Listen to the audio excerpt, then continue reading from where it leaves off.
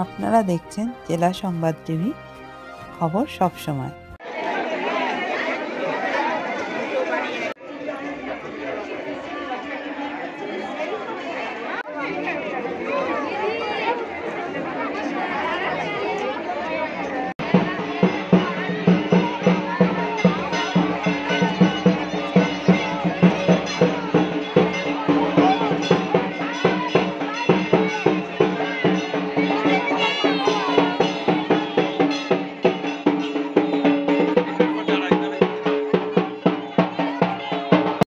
এই চড়ক সম্বন্ধে বলতে গেলে কি, চড়কটা তো মেন নয়, মেন হচ্ছে এই শিব মন্দিরটা।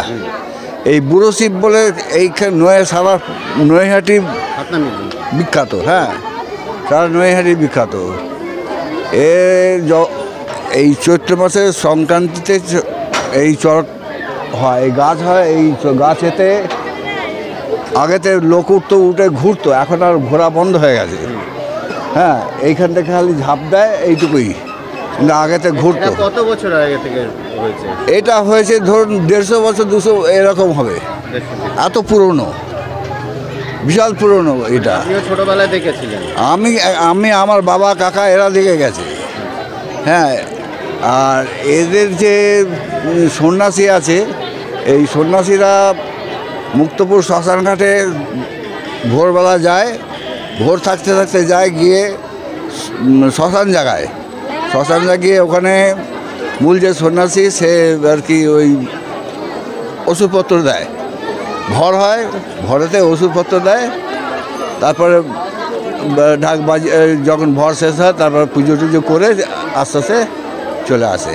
এই বহু বছর ধরেই এটা হয়ে আসছে এ আর কি। আপনার নাম? আমার নাম রবীন্দ্রনাথ পাল। আমাদের বাড়ি হচ্ছে মুক্তপুর, ভাটপাড়া মুক্তপুরে। হ্যাঁ,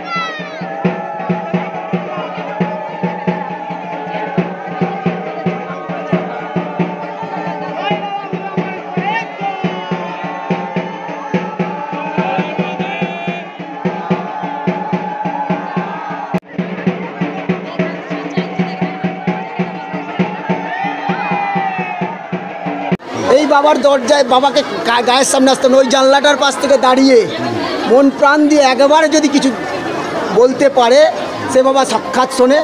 বাবার সব কিছু, বাবার অপার মহিমা আছে। এক কথায়, এক বাক্যে যে ছাড়া দেয় সে হচ্ছে আমার বাবা বুড়ো শিব।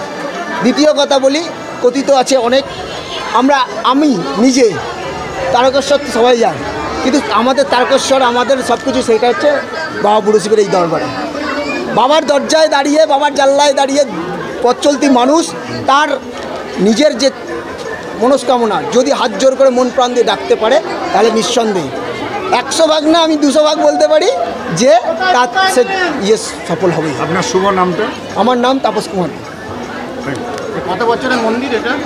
এটা প্রায় 200 বছরের মন্দির।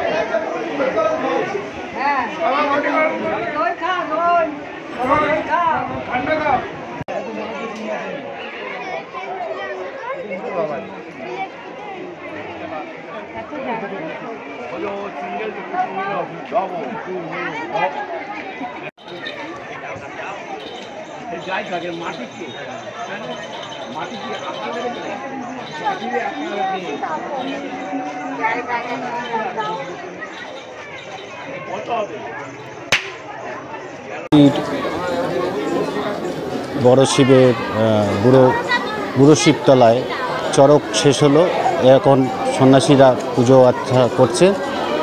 জেলা সংবাদ টিভি থেকে আমি পিনাকি চক্রবর্তী।